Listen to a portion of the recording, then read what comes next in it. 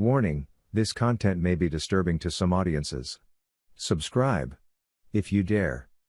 I worked at a children's hospital. When a child dies, the bodies are transported to the morgue in stretchers disguised as what appears to be tall, covered mobile linen racks. Hey everybody, welcome to ANECDOSED. People ask Reddit. What if your profession's most interesting fact or secret? Number 1.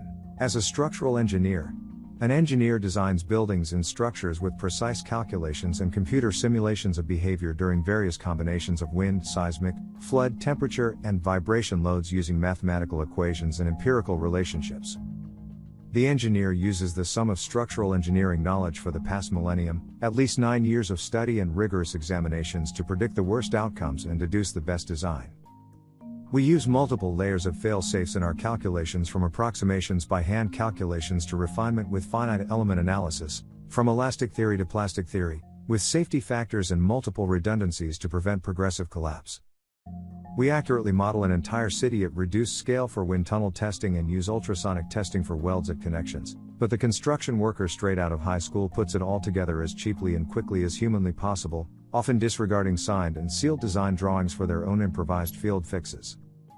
Field fixes are obviously a requirement to get projects completed at all.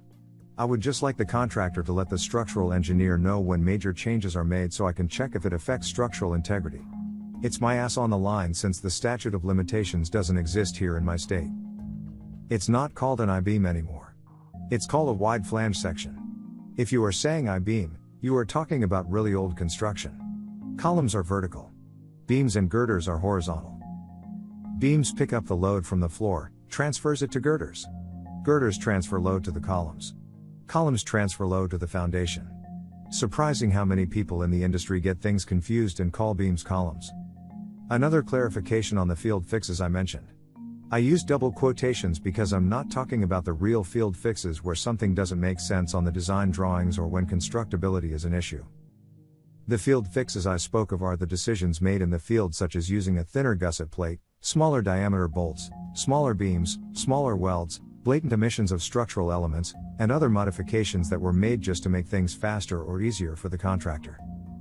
There are bad, incompetent engineers who have never stepped foot into the field, and there are backstabbing contractors who put on a show for the inspectors and cut corners everywhere to maximize profit. Just saying, it's interesting to know that we put our trust in licensed architects and engineers, but it could all be circumvented for the almighty dollar. Equally interesting is that you can be completely incompetent and be licensed to practice architecture or structural engineering. Number 2. Commenter. Real estate. Everything is negotiable, especially the fee. Person B. Realtor here. What he's saying is there is no standard. There are certain ways we put together deals to make it as easy on the buyer and seller as possible, but to an adventurous client, everything can be dealt with, from attached fixtures to appliances. I've even seen someone ask for the car in exchange for a full price cash offer. Person C. I assume you are talking about the commission. Yes, those are definitely negotiable, but be careful. Most of the time you pay for what you get. How hard is your agent going to negotiate for you if he or she is willing to take a pay cut right from the get-go? Number 3. Commenter. In the Army, you will do a hell of a lot of landscaping. Person B. Exactly. At installations, they usually have mass cleanup days twice a year, once in fall, once in spring, where units will go and perform landscaping maintenance. It's nice to see that we take pride in where we live and work, as tedious as it is sometimes. Person C. If soldiers are done with training or their work for the day, it's a lot more cost-effective to have them go out for a while and beautify the area. It also instills discipline and pride for one's work and living area. What it boils down to is, it's cheaper to have some Joes go clean up real quick versus hiring civilians to do it, and I had to do it way back when, so now you have to too. Number 4. Commenter. Casino security. If you're ever in a casino, and see a chair tipped over against a wall, or covered in a garbage bag, don't sit in it. Odds are some have either shit, pissed, or thrown up on themselves. Why didn't they get up? The next slot spin is going to be a winner. Person B. Verified. Many people wear diapers and sit for days at one slot machine. Person C. Shakers. Casino patrons who shit their pants and shake it out the pant legs just to avoid leaving their machine to use the bathroom. Number 5. Commenter. Visual effect artist. Actors are as modified in movies as they are in magazines. Skin correction, awkward smile correction, one eye is more closed than another one in a frame, we correct that, smaller waist, longer legs, bigger arms, six-pack. There is a lot of fake involved. Person B. This completely explains the reason why everyone looks so damn thin in movies, or better proportioned, whereas on the red carpet they look a little heavier and less symmetrical. Granted, they're still covered in makeup, but there is a very noticeable difference. Person C.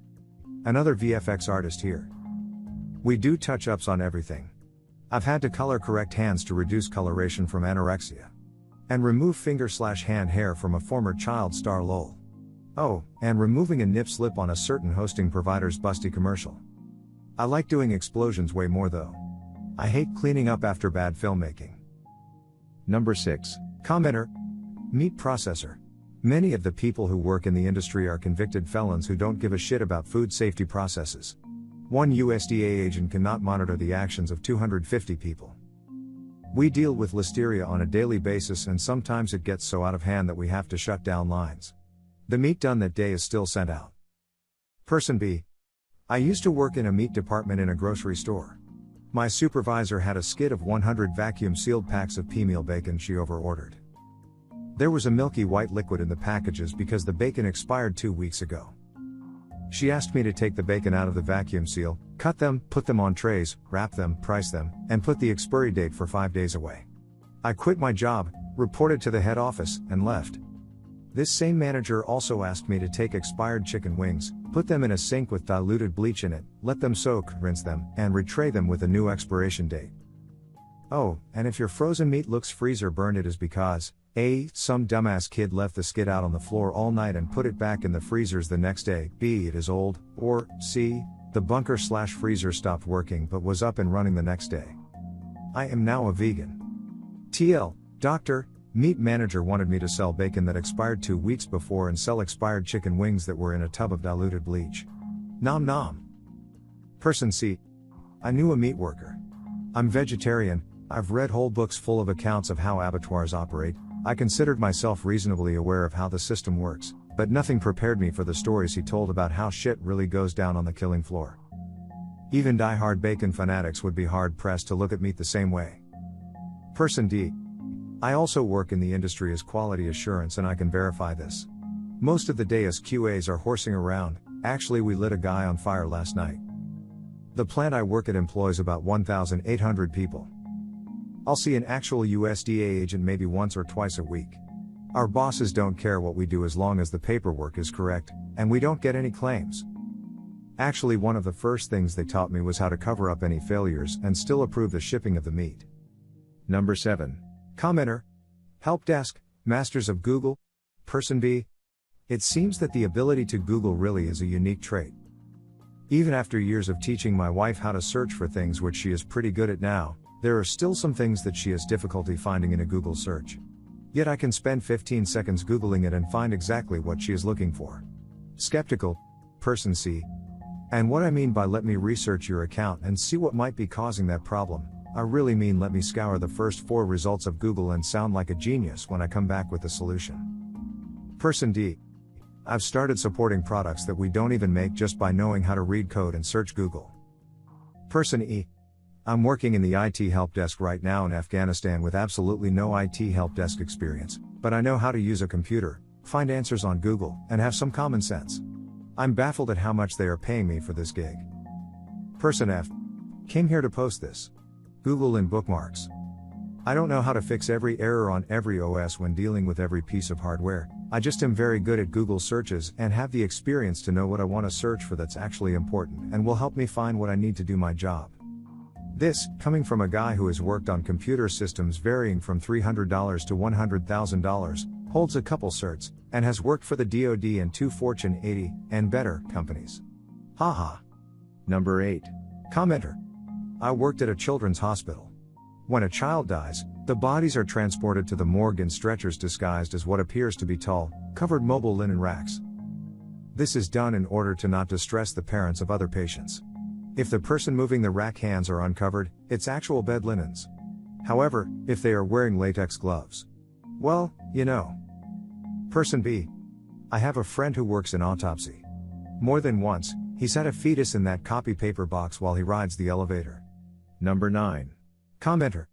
I worked at an amusement park. The ride operators that you trust so dearly with your lives and checking your restraints are mostly kids who do nothing and their main job is to count how many people are on the ride. I had a chest restraint actually come unlocked when I checked it once and my coworker tried to convince me to run the ride still. Person B. And don't forget those kids are usually hungover / still a little high from the previous night's party. I miss working there. Person C. When I worked at the Seattle Center Amusements back in the 80s, they were often still stoned or whatever. I remember this one girl operating that one small dragon roller coaster passed out while the ride was going. I can still remember the distinct change in pitch of the screams when the ride came around and everyone on it saw the sole operator splayed out on the floor. This was before the dead man foot pedals. Number 10. Commenter. Disability insurance. We hire private investigators to videotape people and hunt around for them online all the damn time if they're suspected of fraud. I can't count the number of videos I've seen of people dancing at nightclubs and posting on Meetup begging for an ex-country ski partner while they're claiming they're in too much pain to do their desk jobs and collecting fat disability checks. I have no pity, either. People like that make it much harder for people with actual problems to get the benefits they require to get better, which is heartbreaking. Person B. Worked at several law offices, I can confirm this. About a quarter of the cases we get brought in end up getting settled immediately because by just looking at the person's Facebook, we can show everyone pictures of them doing things they shouldn't be able to do with an injury. I concur, no pity for these people that just want money. Number 11. Commenter. Doctor here. We do not always have a way of figuring out what's wrong with you. There is no magic test that will prove beyond any doubt exactly what you have. Furthermore, diagnosis of disease is not reached by following an algorithm. This isn't math, your body didn't read my textbook, and more often than not, there's not something I'm missing. In fact, every doctor I know orders way too damn many tests, just to be sure they don't miss anything. Dumb doctors are few and far between. Assholes are not, but don't confuse the two. It took over 100 years of medical science to establish certain diseases as distinct entities, and many are rare or have convoluted criteria that only a few patients actually fill. So be patient, realize that I'm human and cannot retain the entirety of medical knowledge within my brain, and know that I'm working hard to help you get better. And you will be the last thing I think about before I go to sleep. Person B. House himself is exactly opposite of reality. We do hold conferences and discuss complex cases, but sometimes even 15 doctors in the same room cannot come up with, or agree upon, a diagnosis. It just doesn't work that way for every patient. Sometimes you'll never reach a diagnosis, that's just the way it is. Furthermore, it's really not imperative that one be reached, sometimes. If you can make the patient better, and remember details of the case, things may come to light in the future that will help piece it together. Medicine is a learning experience for me as much as for the patient, and knowing this is better for everyone than pretending that you have a disease that you in fact may not. Make sure to share your personal story in the comments below and have the opportunity to be featured in a future video. Also, if you like these topics, don't forget to like, subscribe, and hit the notification button to continue seeing more content like this every day.